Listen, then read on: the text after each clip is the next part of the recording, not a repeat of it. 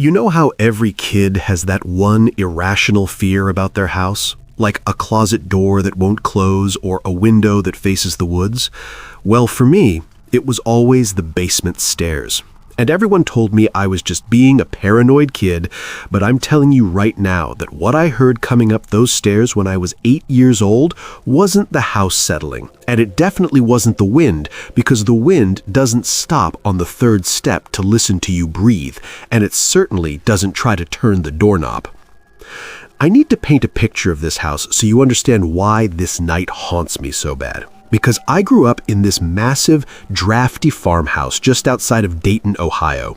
And it was the kind of place that was built in the early 1900s, so everything creaked and groaned constantly. It was a beautiful house during the day, with big cornfields stretching out in every direction, but at night, it felt like the house was swallowing you whole, because out there in the country, when the sun goes down, it is pitch black, and there are no streetlights and no neighbors for at least a mile down a gravel road. We had this basement that was unfinished, and it had a dirt floor in some parts, and the door to get down there was right in the kitchen, which was connected to the living room by this wide-open archway. So if you were sitting on the couch watching TV, you had a direct line of sight to the kitchen, but you couldn't quite see the basement door unless you stood up. On this specific night in November, my parents had to drive into the city for an emergency with my aunt, and this was the 90s, so people were a little more relaxed about leaving kids alone, and they figured since I was 8 and they would only be gone for 2 hours tops, I would be fine. They locked the front door and the back door and told me not to open it for anyone. And honestly, I wasn't scared at first. I was actually totally pumped because I had total control over the television and a bag of popcorn all to myself, and I was planning to play video games until my eyes fell out. So there I was, sitting on the living room rug with the only light coming from the glow of the TV screen, and the rest of the house was completely dark behind me. And I remember I was playing Super Nintendo, and I had the volume down kind of low because I didn't want to spooky myself. About 40 minutes had passed, and the house was dead silent, aside from the little electronic beeps from my game. But then I heard something that made my stomach drop. It was a distinct metal clack. Now, if you live in an old house, you know the sounds it makes, like the refrigerator humming or the radiator hissing. But this sound was very specific because it was the sound of the thumb latch on the basement door lifting up. I paused my game instantly, and the silence that rushed back into the room was heavy and suffocating. I sat there frozen, holding my breath and telling myself it was just the furnace kicking on, or maybe the cat bumping into something.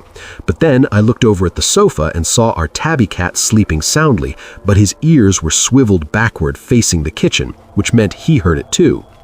I stayed completely still for what felt like an eternity, just waiting for another sound, and trying to convince myself I was crazy. But then I heard it. Creak. It was the heavy, deliberate groan of the bottom step. My blood turned to ice, because that staircase was steep and made of old, warping wood, and every single step had a specific pitch, and I knew them all by heart because I used to sneak down there to grab sodas, so I knew exactly what it sounded like when weight was put on them. I listened as the weight shifted to the second step, and then the third, and then silence again, like whoever it was had paused to see if I had noticed them moving. This wasn't a fast movement, it was slow and calculated, like a predator stalking prey. I wanted to run to the front door, but the kitchen archway was between me and the exit, so if I stood up and ran, I would have to look right at that basement door, and if it was open, I didn't want to see what was standing there. I was shaking so bad that I put the controller down on the rug and I slid off the couch and crawled on my stomach behind the oversized armchair that was in the corner of the room. I squeezed myself into the tiny gap between the chair and the wall and just curled into a ball. The creaking started again, but this time it was faster, like they weren't trying to be quiet anymore because they knew they were close to the top. Step 5, step 6, step 7. I was squeezing my eyes shut so tight I saw stars, and tears were running down my face, and I was praying to God that my parents would pull into the driveway right that second. I heard the heavy wood of the basement door groan as it was pushed open, and the air in the room changed instantly, getting colder and smelling like damp earth and mildew and rot. I heard boots, heavy work boots, stepping onto the linoleum of the kitchen floor. Clump, clump. They paused right in the archway. I was shivering, but I clapped both hands over my mouth to stop my teeth from chattering, because if I made even the tiniest squeak, I was dead. The intruder just stood there, breathing these heavy, wet, raspy breaths that sounded like there was fluid in his lungs, and I could feel his eyes scanning the room, looking for the source of the TV's blue light. I could imagine him looking at the paused video game and the bowl of popcorn and knowing that a child was right there in the room with him. He took one step onto the living room carpet and the floorboards dipped under his weight, and just as he was about to check behind the chair where I was hiding, headlights swept across the front window and tires crunched loudly on the gravel driveway. My parents were home early.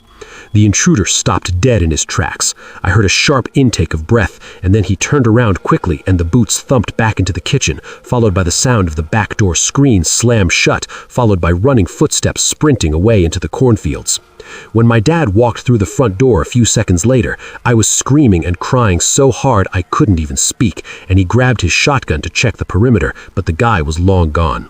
The only proof he was ever there was the basement door standing wide open and muddy boot prints leading from the basement, tracking all the way to the back of my dad's armchair, right where I had been hiding. We found out later that a drifter had been living in our basement for maybe 3 days, sleeping behind the furnace and listening to us living our lives upstairs, just waiting for the moment my parents left. We moved 3 months later, but to this day, I cannot sleep in a house that has a basement, because every time I hear a floorboard creak, I'm 8 years old again, waiting for those boots to come up the stairs.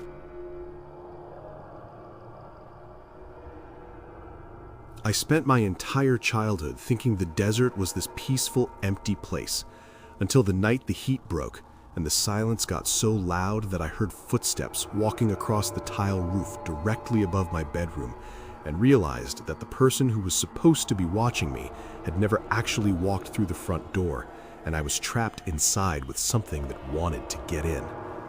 This happened in Phoenix, Arizona, back in the early 2000s, when the suburbs was still aggressively expanding into the wild desert. And we lived in this sprawling ranch-style house with a flat roof and a backyard that just ended where the cactus and scrub brush began.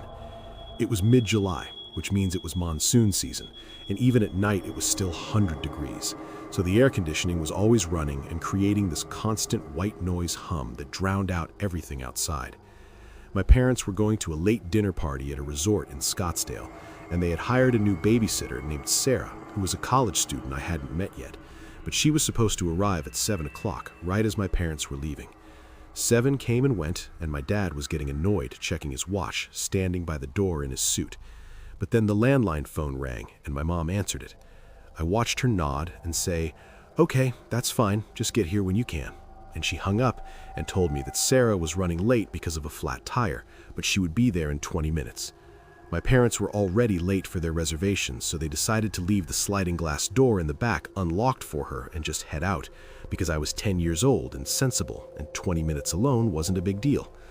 So they kissed me goodbye, and the garage door rumbled shut, and there I was, alone in this big, silent house with the AC humming like a jet engine.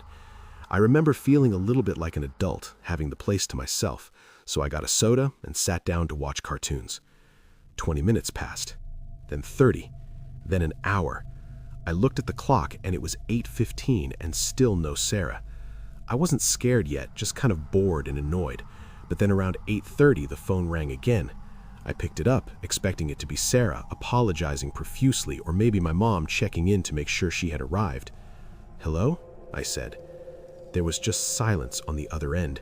It wasn't a disconnect tone, and it wasn't a wrong number where someone asks for a name.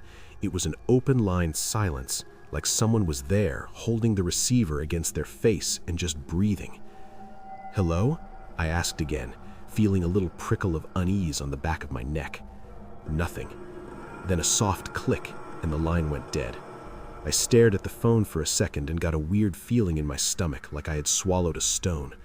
I decided to check the driveway to see if maybe she had pulled up and was walking to the door, so I went to the sliding glass door in the back to look out, but the driveway was empty.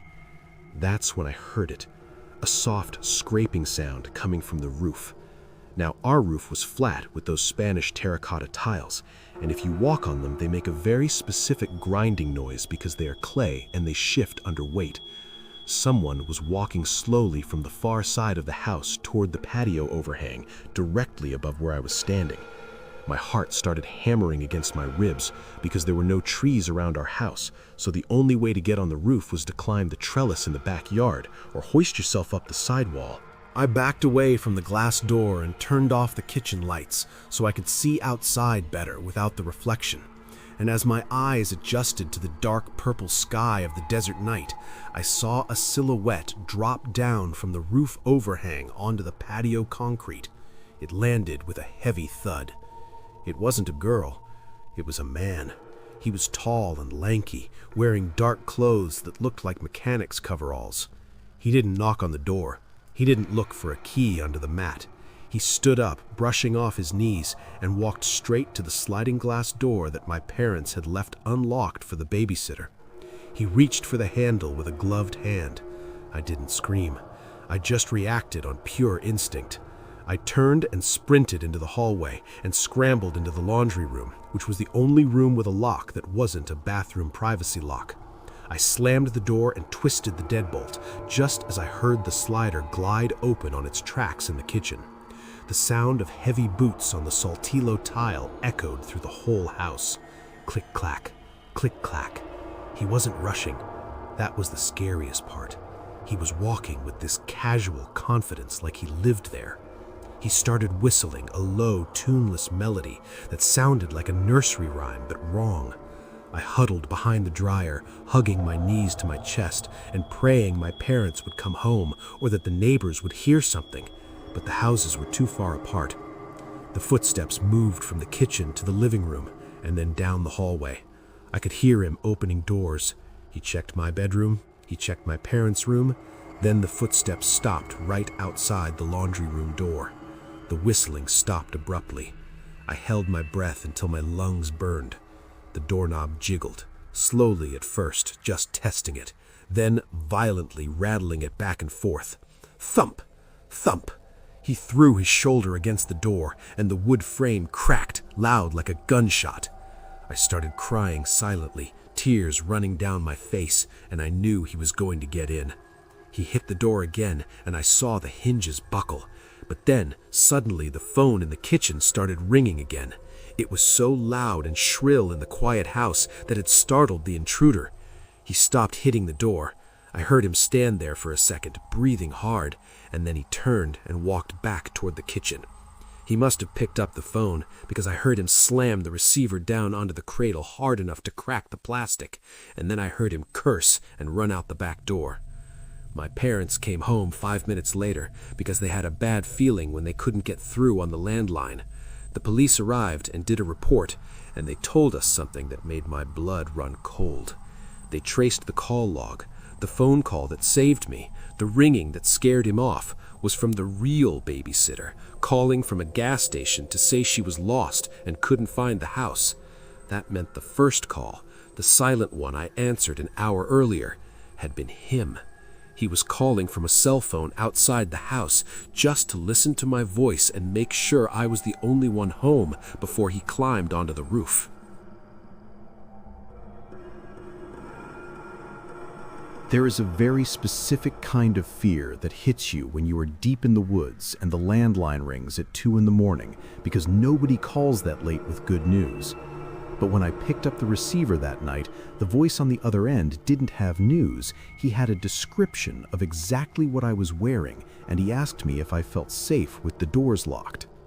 I need you to understand how isolated this place was, because I grew up in the Smoky Mountains of Tennessee in a cabin that was literally at the end of a dirt road where the power lines stopped, and beyond our property line, it was just miles and miles of national forest and dark hollows. My dad was a long-haul trucker who was gone for weeks at a time, and my mom was a trauma nurse who worked the night shift at the county hospital. So from the age of 11, I spent a lot of nights alone, and I was used to the isolation. I wasn't a scared kid usually because I knew how to use the hunting rifle by the back door, and we had a massive German shepherd named Buster who was fiercely protective and slept in the kitchen. But one Tuesday night in October, everything went wrong because Buster got sick with bloat, and my mom had to rush him to the emergency vet in the next town over, leaving me totally alone for the first time without the dog.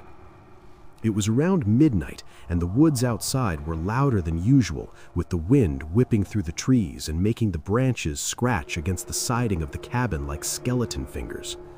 I was in the living room reading a book, trying to ignore how empty the house felt without the dog snoring, and the wind was howling so loud I almost didn't hear the phone ring. The landline phone sat on a little wooden table in the hallway, and when it rang at that hour, it sounded like a fire alarm. We didn't have caller ID back then, so you just had to answer and hope for the best. I walked into the hallway and picked it up, thinking it was my mom giving me an update on Buster or telling me she was on her way back. "Hello?" I said. There was a pause, a long, uncomfortable, static-filled pause, and then a man's voice, incredibly calm and smooth like he was reading a script, said, "Hello, Davy." My stomach dropped all the way to my shoes. Only my family called me Davy. Everyone else called me David. "Who is this?" I asked, trying to sound tough and deep in my voice. The man chuckled, a dry, rasping sound like sandpaper on wood. "Your mom isn't home, is she, Davy? And the dog is gone too. That's too bad. I really don't like dogs." I felt the blood drain out of my face and my hands started to shake. How could he possibly know that? The vet was 30 miles away. "I'm hanging up and calling the police," I said, my voice cracking. "Don't hang up," the voice said, suddenly sharp and commanding. "If you hang up, I'll have to come in through the back window instead of just watching you through it." I froze. The hallway I was standing in had a clear line of sight to the living room, which had a massive picture window facing the dark woods.